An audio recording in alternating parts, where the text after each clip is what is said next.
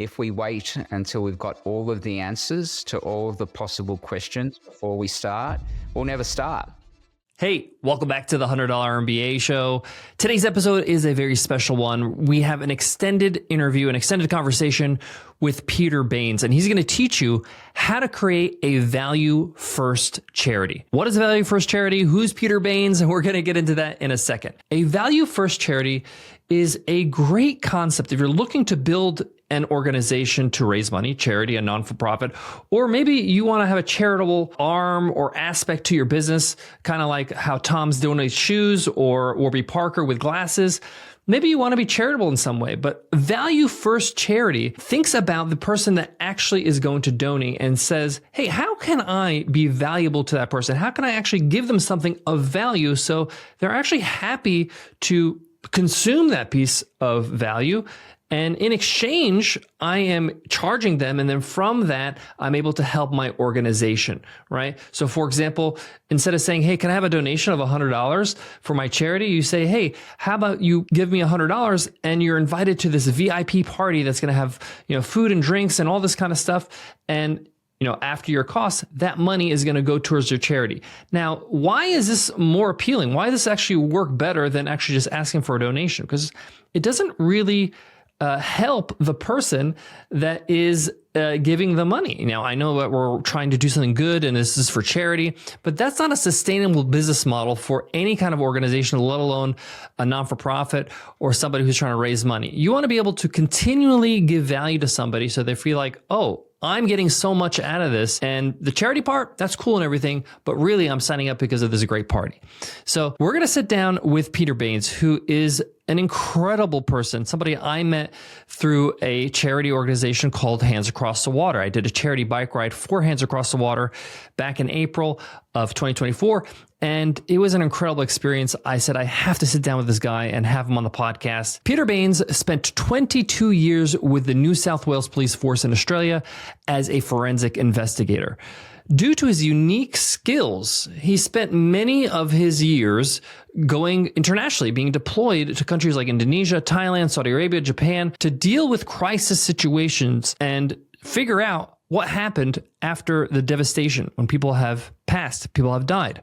He also worked for Interpol in Lyon to lead an international counterterrorism project focusing on CBRN. So he's got a ton of experience in these devastation, crisis situations. So he knows how to deal with pressure. But how did he get into charity work? Well, back in 2004, he was commissioned to go to Thailand so that he can help out after the Boxing Day tsunami that was devastating. Over 275,000 people died in that tsunami. And Peter's job, he was commissioned, he was sent out to identify the bodies. And in that tour, in that moment in time, he realized there were so many children that were left without their parents. There were kids coming to this temple area that I actually visited myself. It was this temple grounds where there was the biggest place where they can actually stack all these bodies, unfortunately. And he would see the children come by and say, looking for their parents. And in that moment, he realized, wow, there are so many children that don't have the support, the protection, the food, the education they're going to need because they lost their families. And that's how Hands Across Water started. In our conversation today, he's going to show you how he didn't know anything about starting a charity, but figured it out and walk you through the steps so that if you want to start a charity or any charitable part of your business, some things to look out for, some things to consider, and ways to make it successful. All right, Peter, great to have you here. I absolutely love what you do with Hands Across the Water. I was first introduced to Hands Across the Water when I went on the bike ride with Dale Beaumont's Business Blueprint. It's a funny story because we were having dinner about a year before the ride, and he was like, hey, do you want to go on this bike ride we do every year? This is our 10th year. I was like, oh, that sounds great. I was like, that's future Omar's problem.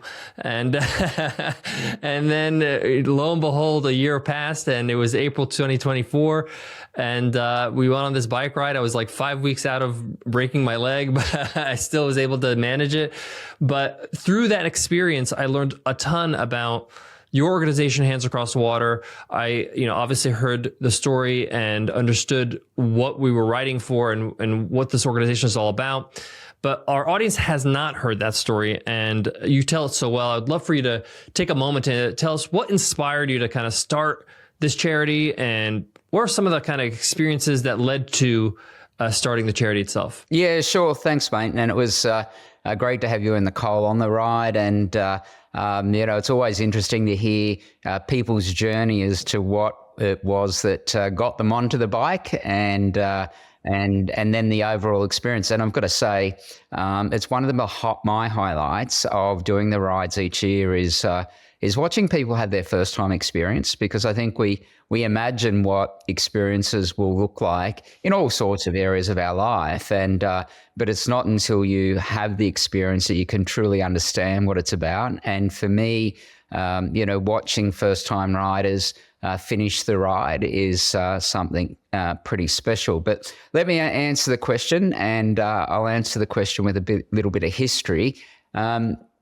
So for 20 odd years, I was a forensic practitioner with New South Wales Police here in Australia. And my role was to attend and investigate scenes of major crime and collect the forensic evidence, present that evidence to the court for them to find in criminal trials or coronial inquests or so forth.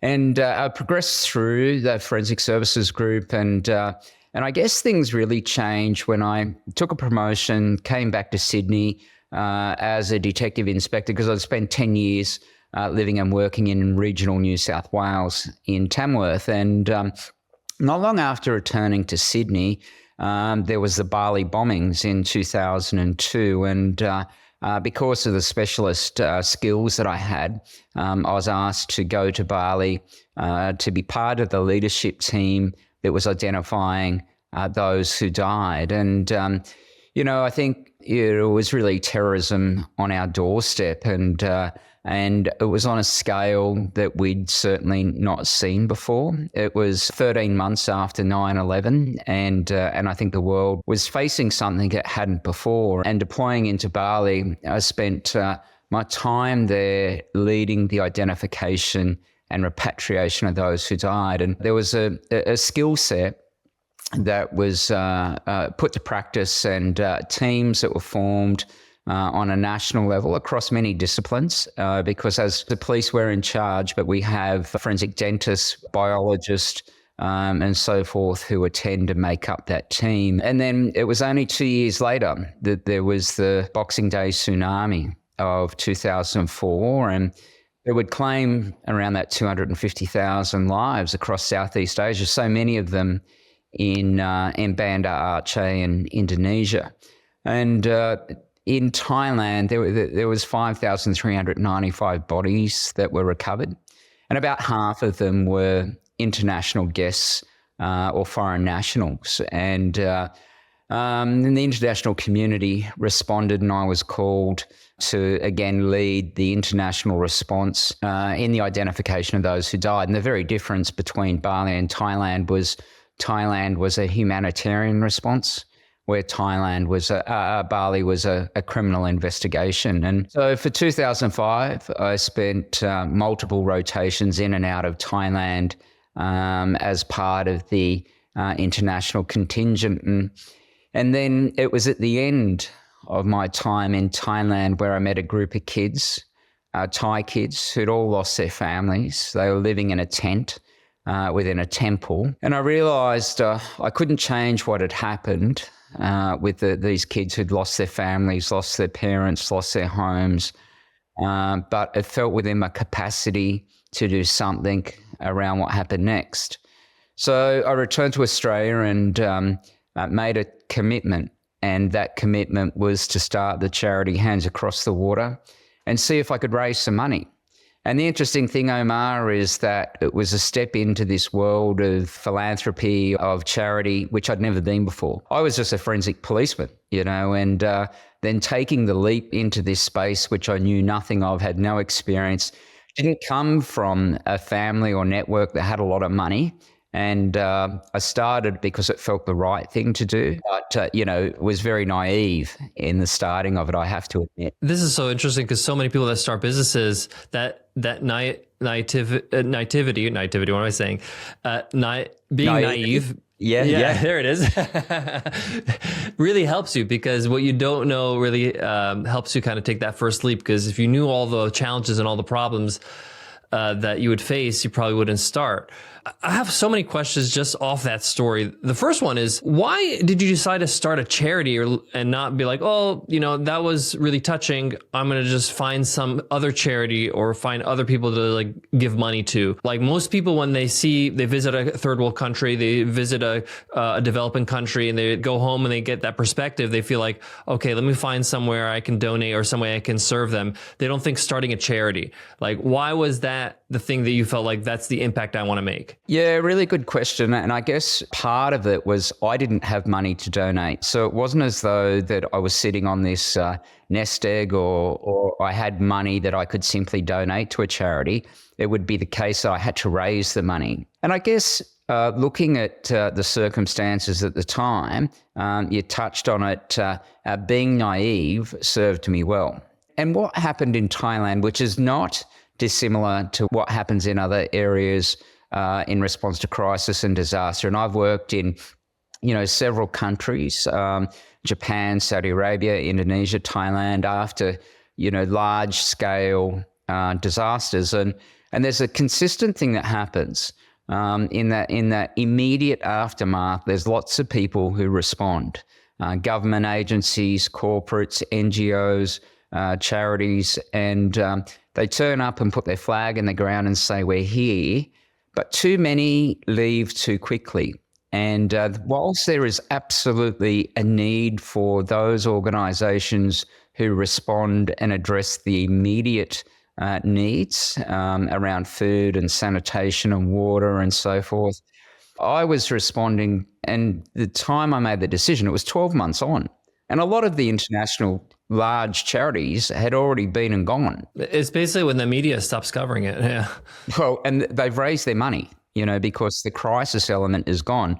So you could say I was a bit late to the party, and it was 12 months after the event almost. I started the organisation in October 2005. So it was 10 months after the event. And as I say, a lot of organisations are gone. And it was the case that the kids that we were supporting, or the kids that I met living in the temple, there wasn't a natural organisation to partner with. And so there was a gap. So I filled it by starting a charity myself. We visited that temple on the last day of our last leg of the ride, riding into the home. It was a very sobering moment for all of us. It was about 70 of us, 70 riders, and looking and imagining what it was like for you to see all the unfortunate dead bodies that were there piled up, and the concept of children looking for their parents.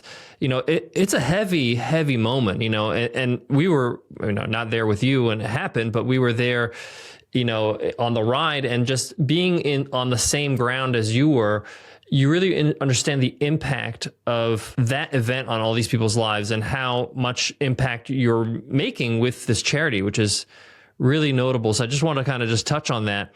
The other thing I wanted to touch on is, many people that leave their job, their careers, and start a business, start an organization, start a charity like yourself, they have skills that are transferable, that they can use from their previous career. What were some of the skills that you had as somebody from law enforcement, somebody that had quite high rank and leadership skills? How did that help you as you started the charity? Yeah, it's an interesting thing, I guess, when I look at what the transferable skills were, and sometimes we do ourselves a disservice when we don't acknowledge the skills that we have and what we can bring into business. And I think one of the things that, and we touched on it earlier, is the scale of where things end up as to can be daunting and off-putting to starting. And I think that if we wait until we've got all of the answers to all of the possible questions before we start, we'll never start, And I think there's a real parallel to the identification work we did with those bodies at that very temple that you're talking about. And I recall sitting on a step at the end of one of the long, hot days and sitting on that step, and all we could see was the decomposing bodies of 3,500 people in this one temple. And there was an Australian pathologist who sat there and said, all we can do is a token effort because this is just so big. But the thing is, we started putting in place a process. We started the postmortems. We started the identification work. And 12 months on, Omar, would return over 5,000 bodies to the families who'd lost someone. So I think it's fair to say it was so much more than a token effort. And I think that's the same with the charity, where we are now and what we've achieved and the scale and size that we are. If I'd thought that was what I had to get to, it would have been too daunting and I wouldn't have started. So the skills that certainly came across from the work I'd done was around that leadership. It was around that problem solving. It was around, I think, just, taking action and not letting the excuses get in the way and deciding, well, this was a problem that needed to be addressed. And I'd sorted it out along the way, as opposed to having the blueprint, which would take me through to the finish, because that certainly wasn't the case. Yeah, I mean, definitely. I think what you mentioned about, just using what you have to get to the next day. And that's really what business is. And that's what leadership is about. It's just like, I have to do, or I can do right now. And sort of, I'm going to build the parachute as I jump out of the plane. So definitely I can resonate with that in my career as an entrepreneur. And I'm sure everybody listening as well. Now, your charity is based in Thailand. You're registered in Thailand and Australia, New Zealand as well.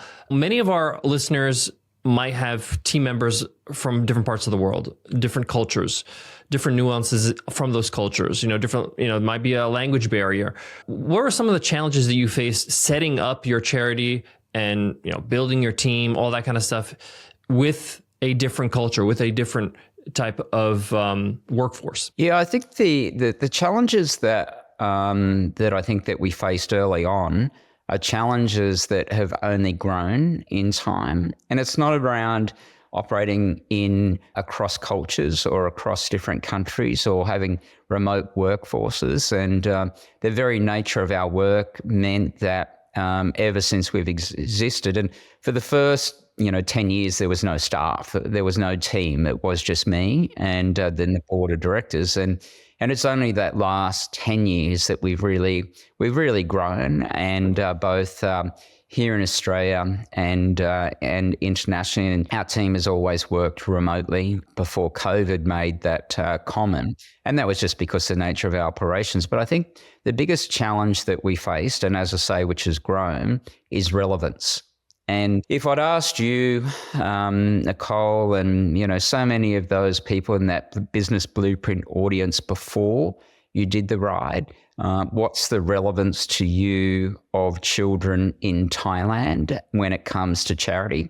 And I think if we're all, a bit honest, would say quite low, and if at all. And because Thailand is it's not the first country Australia goes to. Thailand is not a underdeveloped country, it's a developing country. And, to be honest, the work that we're doing, you've been there, you've seen the kids, they're not kids who are questioning where their next meal is going to come from. They're not on the edge of poverty and going to die if we don't do something immediately. So it's a story that faces challenges, because when people business, corporates, when they look at making decisions around what charity they should support, for the most people, they start at home, and they say, well, we're going to support local charities and so forth. And which is always interesting because we're such a global community now. So for us, we had to be relevant. And so someone like yourself, what we had to do was return value to those who choose to come and ride. And I think the key to what we've done as a charity that has seen year-on-year growth and continues to grow is because we seek to provide value first to those who engage with us rather than seeking to get their dollars. Because it's an interesting thing in the charity sector. If I ask you for a donation and you give me $100, you give me $1,000 or $50, that's kind of the end of the conversation, because I've asked you and you've given me something. And there's not a lot of return to you in that. And it's really the least engaging form of giving is just making a donation. But if I take you on a 5-day journey through Thailand that results in personal growth, professional growth, builds connections, builds a community. You start to look at this and say, if I say to you, what were the top things that you took from the ride? You'd say, personal belief. I achieved something I didn't think might have been possible. I shared it with my partner. I had this amazing time with colleagues. So immediately there's a return to you. And so when people think about coming back, they say, I had this incredible experience. I built these new business connections. I had time to think about my business. I focused on myself. And for entrepreneurs, those setting up a business or starting or running their business, time for themselves is one of the things that is a low commodity, because they're so busy on business. So I think for us, it's always been the relevance is a challenge, but we just found another way to address it, and that's meeting the needs and bringing value back to those who engage with us. Yeah, I just want to take a moment here and just go over that again, because it's such a gem, because you're really focusing on how can I make this experience not only worthwhile, but more than just helping the children, right? Like that's the end goal. We want to help the children. We want to help the charity. We're going to get there. But in order to get there, we need to kind of package it, sell it, present it in a way that is appealing to the donor. And I think a lot of people don't get that. Like a lot of people don't understand that, if I say, if I'm selling shoes and then you can buy a pair of shoes and I'll give you a pair of shoes to the poor, that is not very sustainable, because, I'm buying the shoes anyway. It doesn't really make a difference. I can buy shoes here. I can buy shoes there. I can buy shoes down the street. So personally, from my experience, for those who are listening, like when I was approached, when Dale told me about the ride and, we got the emails from Hands Across Water. Okay, what do we have to do?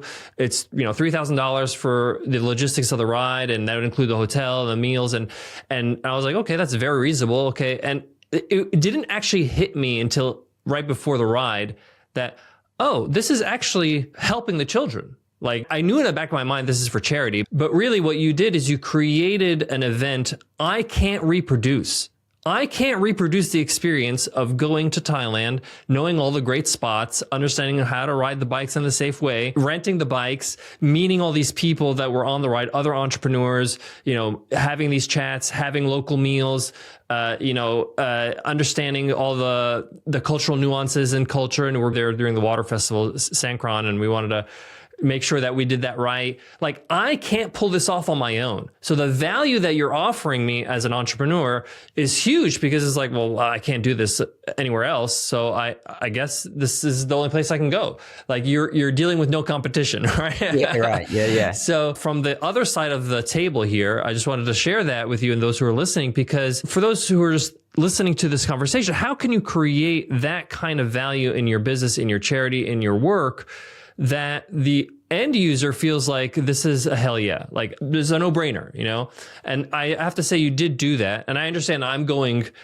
10 years in of this ride. And it's been perfected over the years. And I'm sure year one was, the beta version and wasn't as polished. But I just wanted to kind of touch on that in a moment. That's actually very brilliant and super useful for everybody who's listening. Yeah, cool. Thank you, mate. And thank you for those kind words. And I think we've been brought up that when we talk about charity, that we should start from the position that, we give and there's no expectation of return. And when we're talking, this is obviously a business chat, business community. And right now in Australia, we're in a cost of living crisis.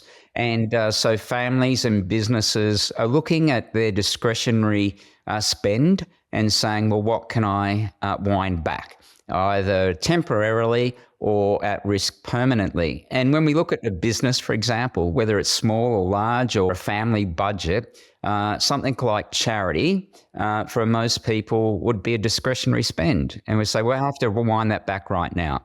A business, they might wind back their investment in learning and development. They might postpone that conference that they were going to have or that team offsite, because business will continue without that. So it's a discretionary spend. And here's the risk and here's the kicker for charity.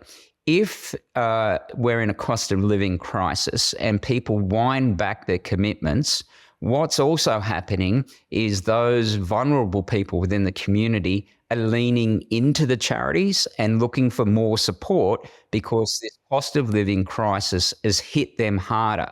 So we've got greater demands and we've got less supply. So what we've got to do, and this is a work that the philosophy I brought to hands, but also the work I do with organizations and businesses, is turn that commitment or the support of charity from a cost center into a profit center. Because if we can say to you, if you look at your CFO or the business owner looks at their P&L and all they see is red when it comes to charity, well, they go, let's wind that back a bit. Just for now, times are a bit hard. But if we can help them turn that into a profit center, then you'll continue to invest, would you not? It's no different than any other profit line in your business. So the reason that we need to do that from a charity point of view is because if I can help you as a supporter of my charity grow your business, well, then you'll invest more. And so the pie becomes bigger, so we can end up benefiting by your benefit. By you benefiting, we will benefit too.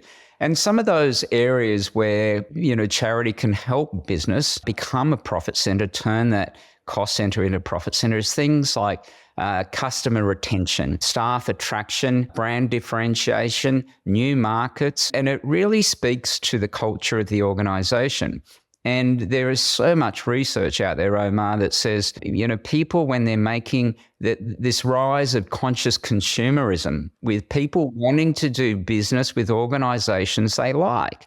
And if you as a business can demonstrate, I'm working with a real estate company right now. Now, what sets them apart from their competitors? Well, it's not the commission that they pay their staff because they all pay commission. It's not the marketing because they all invest in marketing. You look at them and there's very little difference between them.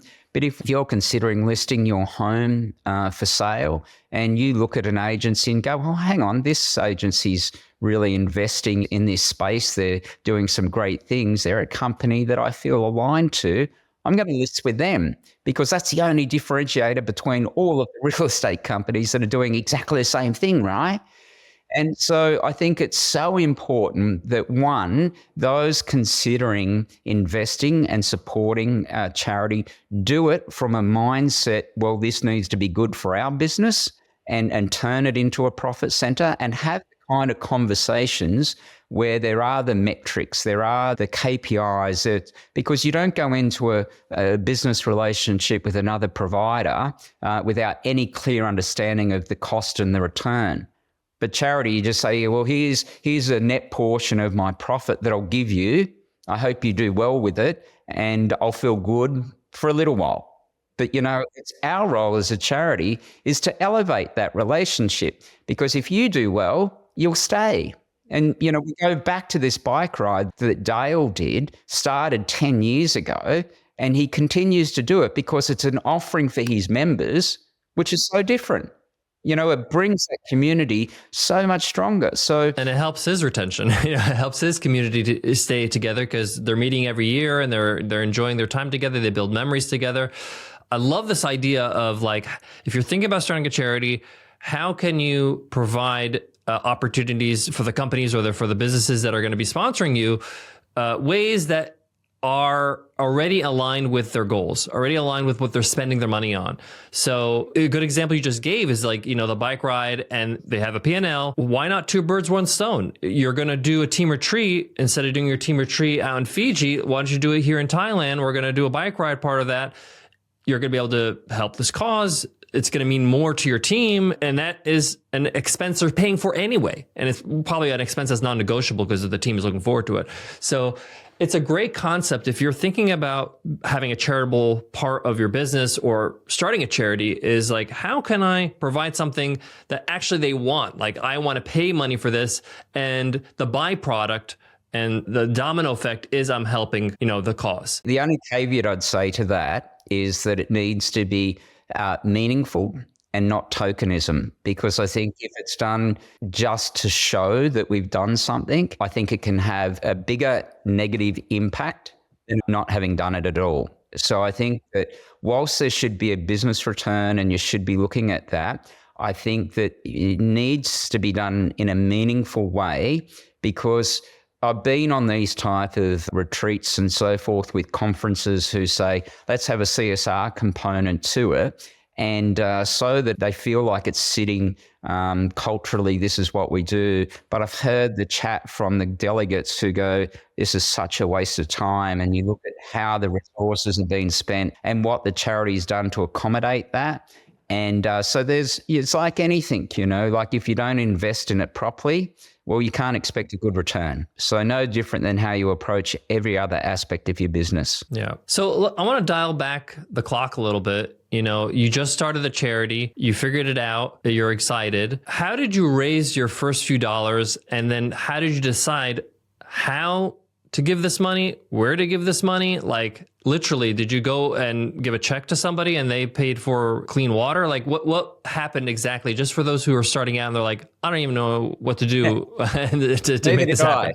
Neither did I. So I guess one of the things it's really made the charity that I started sustainable, and is that in between my tours in Thailand, so before I even started the charity, I was invited by someone to share the leadership lessons I'd learned working across all of the crisis and disaster zones that I have, to share them from the stage as a speaker. And the funny part of this, Omar, is that I had lunch with a guy who had been doing this for a long time, and I was still working full-time in the police when we had this conversation. And this was before I met the kids in the temple.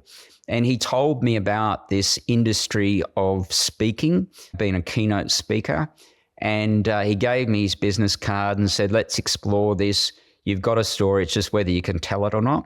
I walked away from that lunch and I dropped his business card in the bin, because I thought, this is absolute rubbish. What could I possibly have to offer of value to anyone outside of my business, and which was forensic police, So I just thought it was a sales job. I thought, I've got no value here, no future in this, and it can't be true. And threw it in the bin and walked away. And it was only when I went back to Thailand, I met the kids and decided to support these kids and decided to start the charity, that I asked the same question you just did: how do you raise the money? And I went back to that lunch and thought, hang on, if half of what that guy said is true about this speaking business, that's how to raise the money. I got back in contact with him and said, Matt, those stories you told me, could that be true? And he said, well, there's only one way to find out, and it's to try. So I put together a 45-minute presentation, and I got to tell you, I sucked when I started, but that became how I raised the money. I got paid to share my stories, and whilst I remained within the police full-time employed, the payment that I was getting to tell my stories became the fundraising. And there's been some moments in time that I could never have imagined. And the biggest change was I was invited to speak in San Fran and in the US, an Australian group of retailers and manufacturers and suppliers who were holding their conference there. I spoke at that conference, shared some stories for an hour. And at the end of that presentation, one of the delegates, a man by the name of Shane Leaney, stood in question time and said, Peter, what are your recurrent costs right now? And at the time, they were $50,000. Right now, they're $2 million. But I said $50,000. And he said, all right, I'll put $500 on the table as a donation. And I asked those in the room to match it. Sat down, there was another question, and we continued. Nothing further was said. We went to lunch, and Sugar Ray Leonard was the conference, and the conference had effectively finished, and there was a gala dinner that night. I was sitting having lunch within the conference area, and the CEO came up to me, and she said, you know that pledge of $500? And I said, yes. She said, well, it's gone to $100,000. And I couldn't believe it. And wow. I was moved. It was very emotional, and I spent the afternoon in a deep reflective state of what had happened. And we went to dinner that night, and the chairman of the organisation, John Whitfley, stood up and he said, "We've heard some great stories from a young fella today. You've responded as an organisation, and that donation of 100,000 grew to 250,000. So I left that conference, Omar, without asking, without saying what I needed, without giving websites or anything like that. All I did was tell a story. I left with $250,000. They invited me back the following year. They had their conference in Whistler. And that week I spoke for Lang O'Rourke, the construction company. And Ray O'Rourke, the chairman, I was told to travel to Sydney to meet him after the conference. And I walked into his office, never met the man before, and he gave me a big hug, and it was like an old uncle I hadn't seen before, and I hadn't seen in a while. And he reached into his pocket, and his staff were standing around. They said, "Not yet, Ray, not yet, Ray." "Yeah, that's all bullshit." He goes, "Here you go, son," and handed me a check for $250,000. I flew to Whistler the next day for the conference from NATA, who I'd spoken for, and I left that conference with $330,000. And so that's happened a number of times over the years. And so that's how I started the fundraising. And it was an effective way of fundraising, and it remains so today. But what it's more about is not the donations that come, because they're very special and unique moments in time, but it comes from the distribution. It comes from organisations who say, "I'd like to do my own bike ride. I'd like to come and ride." And so that's where the money started, and follow the money trail, and that's where it's continued, mate. That's incredible. That is incredible. And I want to touch on something, because what you said, the stories you just shared, is so impactful for me personally, because my whole career with the $100 MBA started with a conference. Like I barely, Nicole and I were, making ends meet, and we could barely afford even getting to this conference in Las Vegas. And at the time we were living in New York, and we just basically booked the cheapest tickets, one of those airlines that, charge you if you bring your wallet. And, and we got a Fleabag, hotel for like pennies. And somehow we got to this conference, but that conference changed everything for us. We met the right people. We were inspired to start the podcast through that conference. We are able to leverage the network we built there to be able to launch our software company, Webinar Ninja. It just changed everything. And it just reminded me how powerful in-person events are. You gotta, this doesn't happen if you don't show up. This doesn't happen where you have that domino effect where, you're speaking and the guy asks you that question and he drops that 500 and starts that whole process. If you don't actually say yes to that opportunity and you don't actually fly and go. And I'm so glad you mentioned this, because, I was just today, I got an email being invited to speak at a conference, and it's like a few days after another conference I'm speaking at in Croatia, and it would be like a tough one. I'm like, oh, I don't know. And I think I'm going to have to say yes now after this talk, because it's like, these things work. Like, it's just, there's something about the magic of being with people in the same room. And if you have something of value, like the stories you shared, people will notice, people will ask questions, people want to get involved, people are going to want to know who you are. The reason why, honestly, Peter, the reason why you're on this podcast right now is because you made an impact on me on the ride. I was just like, this guy's different. Like, this guy he took action. He had an idea, and he didn't just say, that's Thailand's problem. I'm going to do something about it. I don't know how, but I'm going to figure it out. And that to me is special. And, that's what you do when you go places and you say yes to opportunities. So that's a huge lesson. So thanks so much for sharing that story. Yeah, my pleasure, mate. Yeah, my pleasure. So obviously you get the ball rolling, you start raising some funds. What about the other side of the token or the job where it's like, okay, now I raised some money. How do you know where to put this money towards? How do you know who to give it to? Really good question. And I think when we start, you find local people. And I was only asked this question the other day with a lady that I've been working with who runs one of the homes up in the north of Thailand, and met her in 2010. And it was a real process of building trust both ways. like I was a middle-aged white man stepping into a kid's home. Many of the kids who have HIV and sadly have been abused sexually. And so if she trusted me early, that would be a problem. But it was a case of I had to trust her as well, or build the trust, because I was about to give her and her organization considerable amount of money.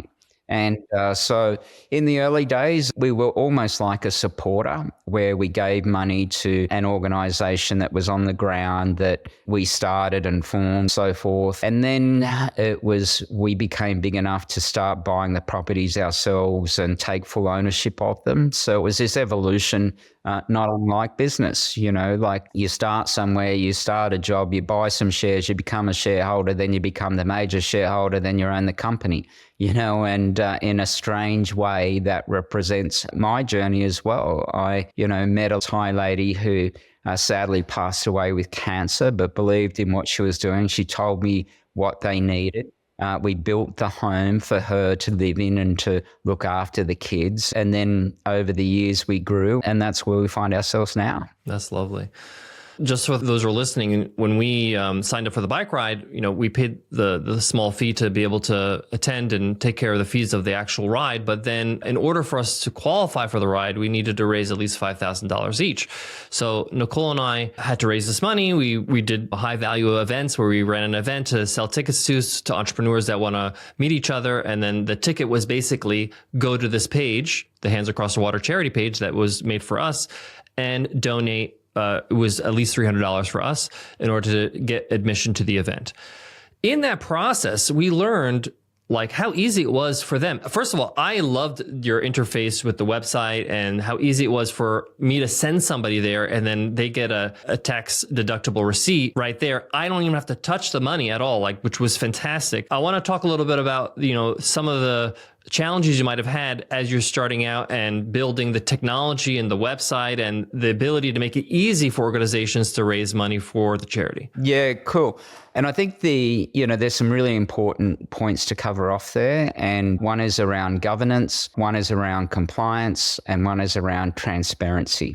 And if I'm asking you to go to your network and ask them to donate to us, there needs to be a level of trust and there needs to be a level of transparency around how those funds are used. So right from the beginning, and perhaps it's related to my forensic work and my law degree and so forth, is that I think the best way to build trust is to give information and to be open. So ever since we started operating, up until COVID, we'd never spent 1 cent of donors' money on administration or fundraising.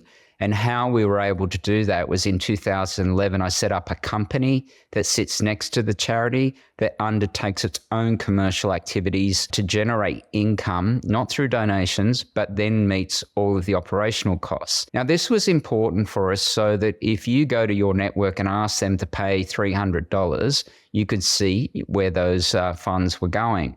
And it's not to say administration or fundraising costs are bad. In fact, they're necessary. And as an organization in the charity sector, if you're not investing money on administration or fundraising, there has to be a question asked. But I think when you can show the level of governance and compliance and so forth, and we have all of our audited accounts, so we have external accountants who then have external auditors, and all of those accounts are on our website. So it gives people the opportunity to look and feel comfortable then in either donating their own money or asking someone else to donate on their behalf. I think in the early days for me, Omar, this was so new. It couldn't have been further removed from a homicide scene, And in those very early days, in the busiest time, I was working for Interpol in Lyon in France on a classified counterterrorism project focused on chemical, biological, radiological, and nuclear threats. So that was my day job, right? But then the charity I was running on my own, and what I had was if you gave me a And I laugh thinking about it now. But if you gave me a $200 donation, I could see in the bank account, I had such visibility over where the donations were and the slow build. But what I would do is I'd then go into my Word template that I had on my computer, and it was a 2-page letter. And throughout the document, there were 3 words that were in red. And that meant for me, I had to go in and type and change those words each time from Dear Nicole to Dear Omar. Thank you, Omar, and all the best, Omar, through the document. I did that 3 times, every document. I'd print it out.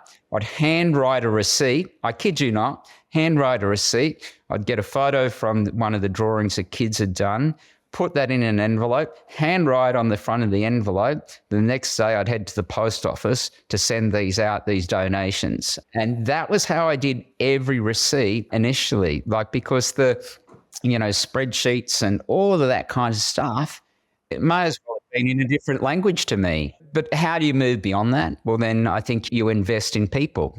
Invest in people and systems and processes, know what you're good at and know what you're not, and bring people in to help you with those. I don't think you need, and I think it's a disservice to try to have the skills to do it all yourself and be the master of all of this. And, the biggest weakness I have at the board meetings is my financial literacy of P&Ls, and we have 5 entities across 3 different countries. And I look at some of those documents, and it's like I see figures just moving on the page. And I look at the bottom and I go, what's our net position? And then I ask those who have the skill and have the knowledge to tell me about it. And I've just focused on the things I am good at. So I think the biggest thing is know what you're good at, work on that, work really well, and build a team of trusted people to fill the gaps. That's a great lesson. One of the things that we try to teach here at the $100 MBA is that when you become an entrepreneur, it's a transition of mindset, and you got to start asking yourself who, not how. Who can do this, not how can I do this? Because you can't learn how to do everything. I can only be great at a few things and work on those things. For you, definitely it's, your public speaking and the stories you tell and be able to bring awareness to the charity. It's actually, you're doing your charity a disservice by trying to be good at the finances too. That's actually taking away from the time that you need to do your secret sauce.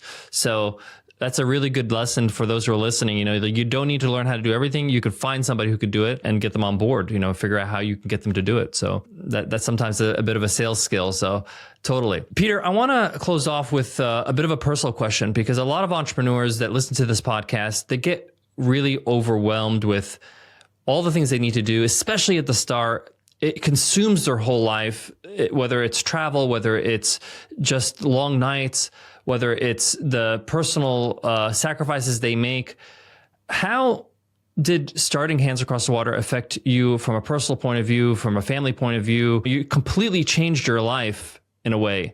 And how did it impact you? And what are some of the things that you had to change to kind of change your life? Yeah, thank you. That's a really lovely question to round out the conversation on. And, it's coming up 20 years since the Boxing Day tsunami. And I've been blessed with incredible highs within my life over that 20 years. And some of them we've spoken about today.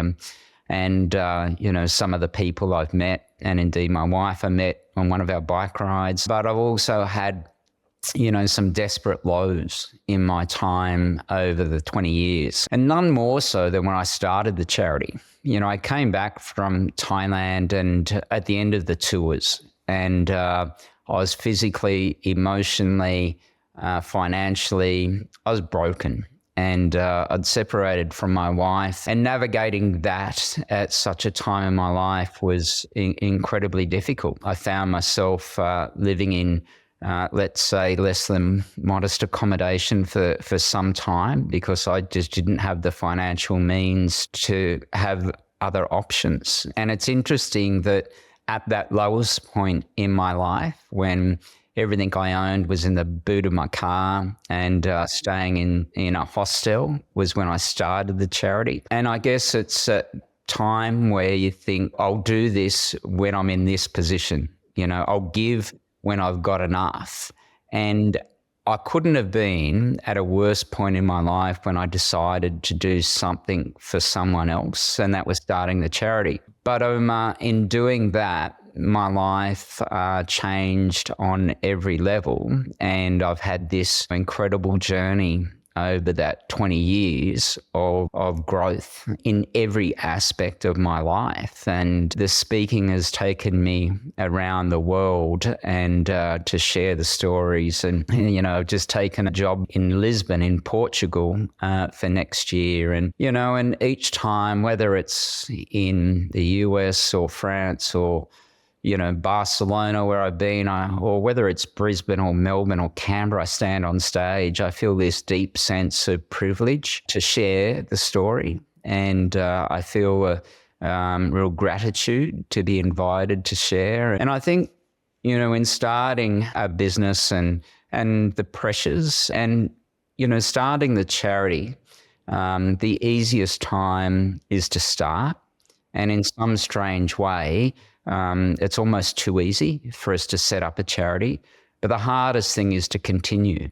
And when we start, we normally have the support of family and friends who believe in us as an individual, not necessarily the cause.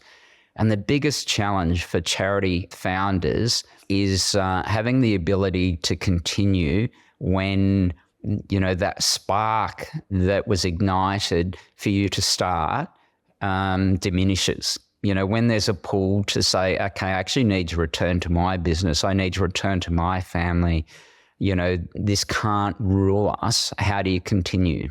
And so that's the most difficult time. But I think, whether it's in charity, whether it's setting up your own business or whatever, we've got to find balance. And I think the balance has to be in taking time to feed your soul. And, that bike ride that you've done, I've done one since then, which is number 39 that I've done. And each time I spend 4, 5 or 8 days on a bike with a group of people, it's food for my soul. And I really come back feeling nourished, having taken that time. And I think the other thing is that we need to continue to look for uncomfortable situations in our life, because that brings us the most amount of growth. And as we approach the 20-year anniversary, for me, it was this hugely significant moment in time. And I went, how do I recognize this moment in time? And what do I do to bring about, a personal journey, but also something that's good for the charity that will raise funds. And so I made a commitment almost 2 years ago that I'd embark on a 1,400 kilometre run from the HIV home we run in the north to the Tsunami Memorial in the south. And I'll complete this 1,400 kilometre run over 26 days. And, it was only last Saturday that I ran 68 kilometres in Thailand. It was 37 degrees. And one of the things in business is that we can't let yesterday define our tomorrow. And whether it's we've had a really difficult day yesterday, we need to be able to wake up and view the opportunities and the challenges afresh. And conversely, we can't ride on the success of yesterday. And for me, these runs and the training that I'm doing, and I know at the end of the year that there'll be really difficult times and during that, but they will pass, and there will be really amazing times of euphoria, but they will pass. And I know that the growth that I feel now, 18 months into this commitment that I made, I obsess over it in such a good way. And as we get older and towards the end of this 20 years, it'd be easy not to do something that's a little bit frightening or a whole lot frightening. But that's where the growth comes from. And I think they're the two things that have served me well, is taking time to feed your soul and doing something that puts you in an uncomfortable position, because that's where the growth is. Love it, Peter. Thank you so much for sharing that personal side as well as just your whole story today. So many great takeaways that everybody could take from this conversation. Peter, this conversation is over, but our relationship keeps going. I'll let everybody know that we're big supporters of Hands Across the Water, and I'll be sharing the page that we're creating for the $100 MBA, where people can continue to donate, and we're going to continue to add value to that whole process. But I'm a big fan of what you do, and I'm a big fan of who you are as a person. I think that. Thank you, mate. One of the reasons why I do these events and go to rides and conferences is because, as you said, you have challenges in your life. You try ambitious things. You grow. You improve.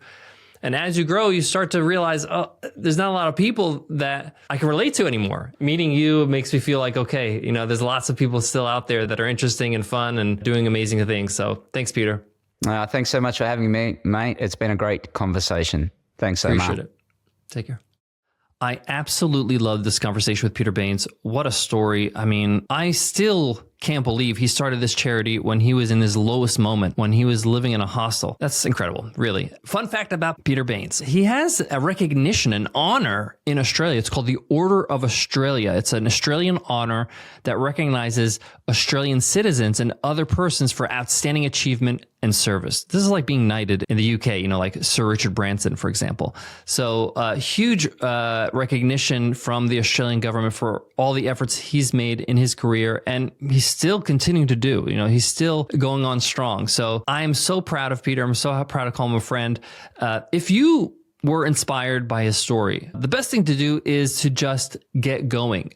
Do your part in any way to be charitable, and maybe add a little charity to your business, or just let these ideas simmer for a little bit. If you do want to help Hands Across the Water, we are partners in Hands Across the Water, and we have built our own page at the $100 MBA to support the cause, because I believe in this charity so much. You can go to 100mba.net/give, and you can make a donation. Everything is tax deductible. You'll get a receipt automatically. And what I love about this is that we don't touch the money. It goes straight to Hands Across the Water, and they're able to help out the children in need in the homes that need it the most. This was a little bit of a different episode, a little bit somber. I know that there were some tough stories here, but it gives us perspective. It allows us to understand what others have gone through, understand that we're going to have tough days in the future as well. So let's make sure that we're prepared, and that we understand that, hey, in order for us to appreciate the highs, we're going to have some lows. Thanks so much for listening to the $100 MBA show. Make sure you subscribe, whether you're on Apple Podcasts, Spotify, YouTube, whatever it might be. Subscribe so you get our next episode automatically. I'll check you in the next one. Take care.